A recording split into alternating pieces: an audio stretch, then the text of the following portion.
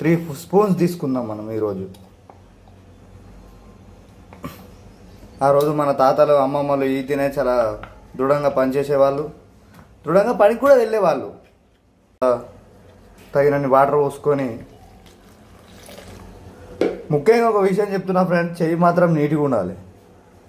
ఇక ట్యాప్ తిప్పుకొని నీట్గా కడుక్కొని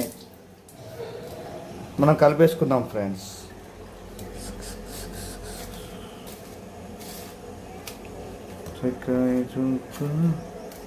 జాస్తి అన్నం కలిపినట్టే కలపాలి.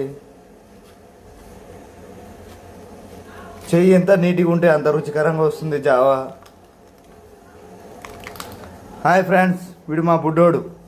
నేను ఏ పని చేసినా వచ్చి విమర్శగా చూసి కనిపెడతాడు.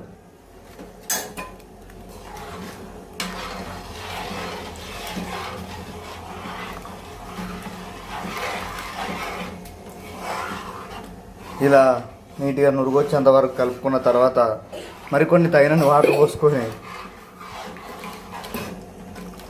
ఇలా ఫ్రీగా మృదువుగా వచ్చేంత వరకు కలుపుకోవాలి ఫ్రెండ్స్. కొద్దిగా చేతికి అంటిన దాన్ని నీట్గా ట్యాప్ తిప్పి ట్యాప్ వాటర్తో కడుక్కోవాలి.